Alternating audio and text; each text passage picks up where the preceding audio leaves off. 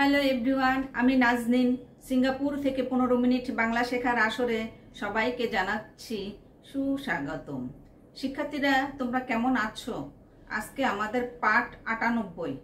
আজকে আমরা শিখব সমুচ্চারিত শব্দ সম্পর্কে বিস্তারিত এবং আরেকটি ছবি দেখে গল্পের মাধ্যমে নতুন কিছু শব্দ বাক্য রচনা। তো শুরু করি। লাস্ট লেসনে আমরা কতগুলি সমুচ্চারিত শব্দ শিখেছিলাম। আজকে আরো নতুন কিছু সমুচ্চারিত শব্দ সম্পর্কে জানবো। ওকে,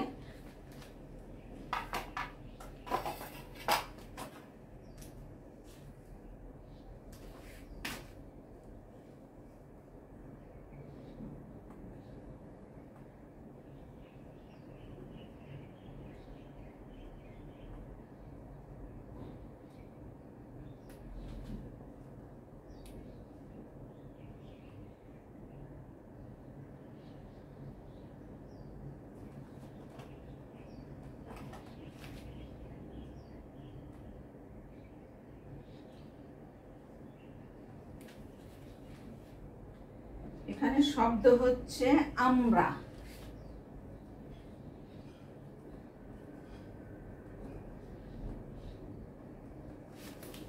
আমরা আরেকটা হচ্ছে আমরা।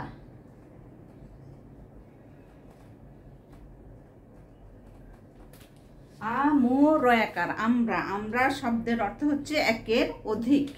হ্যাঁ,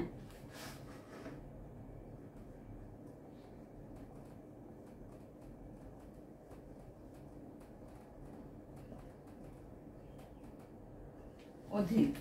আর ডয়বিন্দুড়ায়কার আমরা। আমরা শব্দের অর্থ হচ্ছে এক রকমের টক মিষ্টি ফল।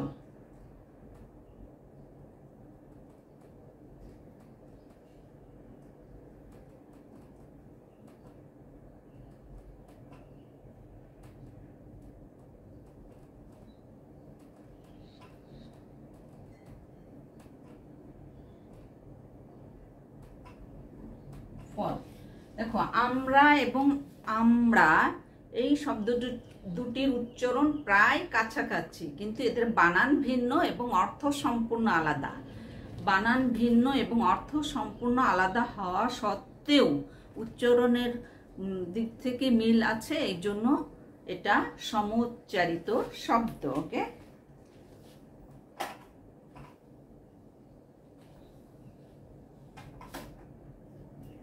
এরপরের শব্দ হচ্ছে আধার।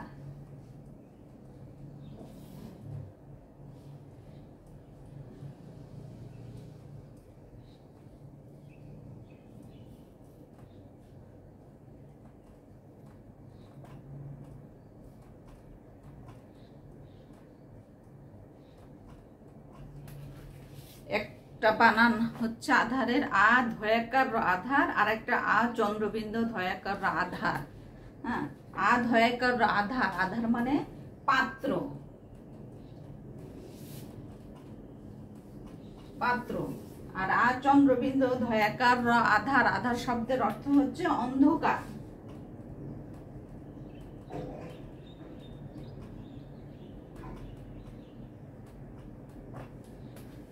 এই দুটির অর্থ ভিন্ন, কিন্তু উচ্চারণের দিক দেখে মিল আছে, এজন্য এই দুটি সমুচ্চারিত শব্দ। ওকে, এর পরের শব্দ হচ্ছে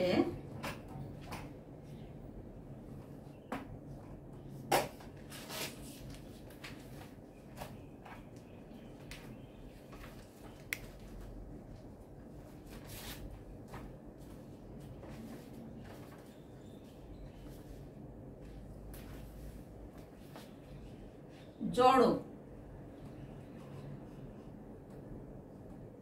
জড়ো আর একটা হচ্ছে জ্বর।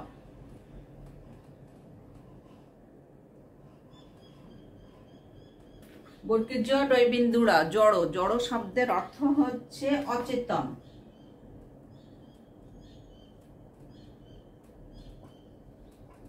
অচেতন। ওকে, আর জ্বর বলকে জয় বয়রা জ্বর। জ্বর শব্দের অর্থ হচ্ছে এক ধরনের রোগ, রোগ বিশেষ।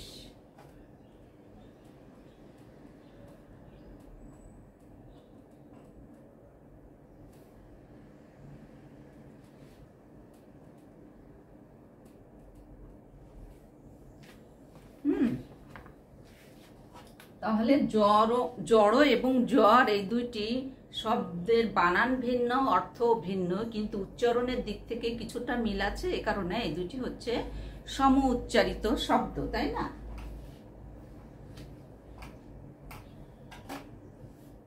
এর পরের শব্দ হচ্ছে জলা।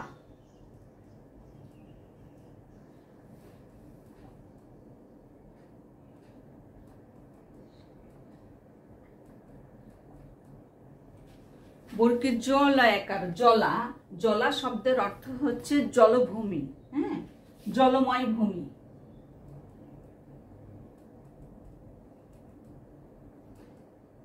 জলময় ভূমি, জলময় ভূমি, ওকে। আর বর্গের জয় বয় লেকার জলা। এই জলা শব্দের অর্থ হচ্ছে পাড়া।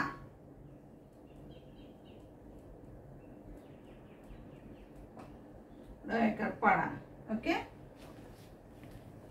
জলা এবং জলা এই দুটো শব্দের উচ্চারণ কাছাকাছি, এ কারণে এই দুটি হচ্ছে সমুচ্চারিত শব্দ, কিন্তু এই দুটির বানান সম্পূর্ণ ভিন্ন এবং অর্থ সম্পূর্ণ আলাদা।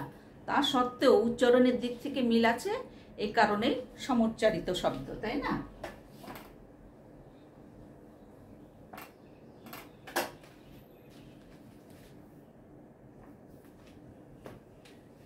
তো আজকে আমরা এতগুলি নতুন সমুচ্চারিত শব্দ সম্পর্কে জেনেছি, ওকে। এখন আমরা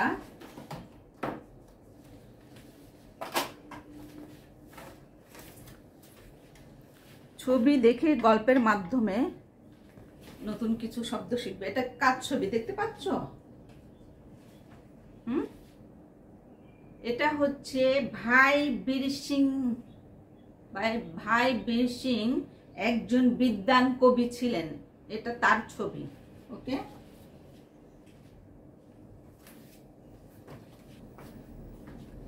এটা হচ্ছে ভাই বীর সিং এর ছবি, তাই না? এখন আমরা এই ছবিটি নিয়ে একটি গল্পের মাধ্যমে এর সম্পর্কে জানবো, ওকে।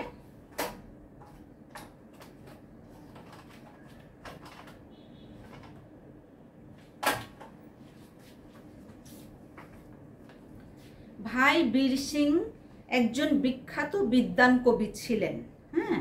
তিনি পাঞ্জাবি সাহিত্য পরম্পরায় পুনর্জীবন ও নবরায়ণ করার আন্দোলনে অংশগ্রহণ করেছিলেন।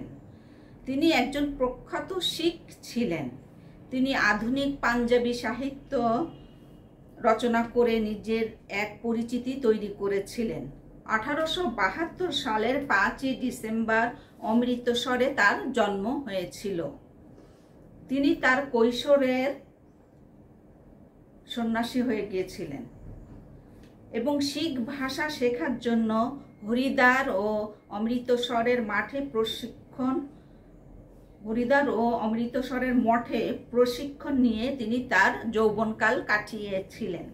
তিনি সংস্কৃত, ফরাসি, উর্দু ও ব্রজ ভাষা শিখেছিলেন।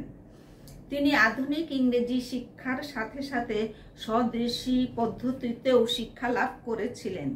তিনি 1891 সালে অমৃতসরের চার্চ মিশন স্কুলে ম্যাট্রিক পরীক্ষা দিয়েছিলেন। তার প্রসিদ্ধ উপন্যাস হলো সুন্দরী, বিজয় সিং আর শতবন্ত কাওর। এই উপন্যাসগুলির মাধ্যমে তিনি তার পাঠকদের সাহস, ধৈর্য ও গৌরবের শিক্ষা দিয়েছিলেন। তিনি রানা সুরত সিং নামে পাঞ্জাবি ভাষার প্রথম মহাকাব্য লিখেছিলেন। পাঞ্জাবি ভাষায় প্রথম মহাকাব্য লিখেছিলেন। তিনি রাজা লখদাতা সিং নামে পাঞ্জাবি ভাষায় প্রথম নাটক রচনা করেন। এরপর তিনি গুরু গ্রন্থ সাহেব এর উপর একটি টীকা রচনা করতে শুরু করেন। 1957 সালে তার জ্বর হওয়ায় তিনি প্রচন্ড অসুস্থ হয়ে পড়েন এবং 1957 সালের 10 জুন অমৃতসরে নিজের বাড়িতে তিনি শেষ নিঃশ্বাস ত্যাগ করেন।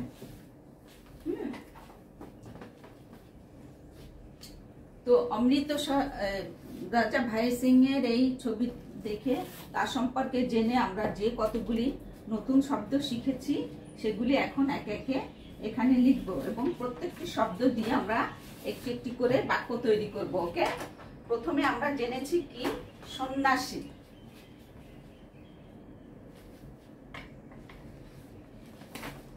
এক নম্বর হচ্ছে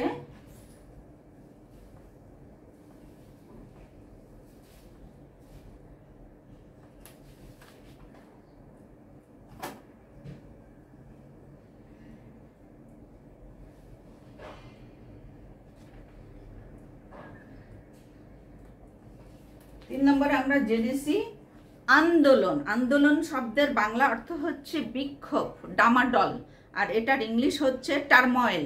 এখন এই আন্দোলন শব্দটি দিয়ে যদি আমরা একটি বাক্য তৈরি করি তাহলে এভাবে বলা যায় যে ভাই বীর সিং পাঞ্জাবি সাহিত্য পরম্পরায় পুনর্জীবন ও নবরায়ণ করার আন্দোলনে অংশগ্রহণ করেছিলেন।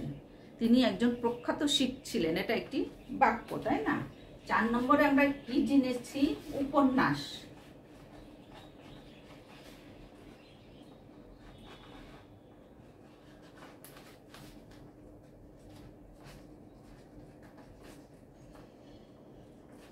উপন্যাস, উপন্যাস শব্দের অর্থ ইংলিশ হচ্ছে নভেল।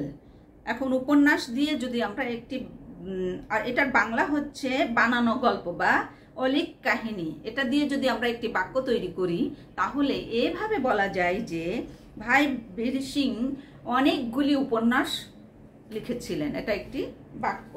5 নম্বরে আমরা কি শিখেছি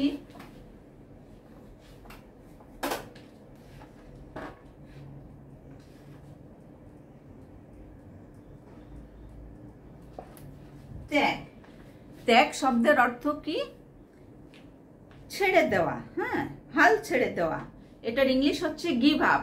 এখন এই ত্যাগ শব্দটি দিয়ে যদি আমরা একটি বাক্য তৈরি করি তাহলে এভাবে বলা যায় যে বীর সিং 1957 সালের 10ই জুন অমৃতসরে তার নিজের বাড়িতে শেষ নিঃশ্বাস ত্যাগ করেছিলেন। এটা একটি বাক্য। ওকে, 6 নম্বরে আমরা কি শিখেছি স্বদেশী।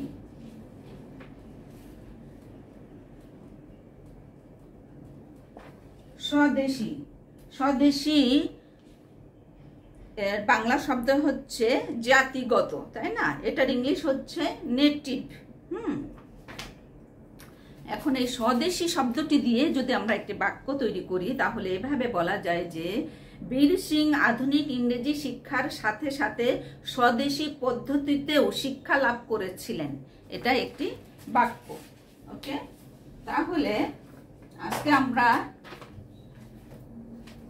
বীর সিংয়ের এই ছবিটি দেখে এর সম্পর্কে জেনে আমরা সর্বমোট 6টি নতুন শব্দ শিখেছি, তাই না?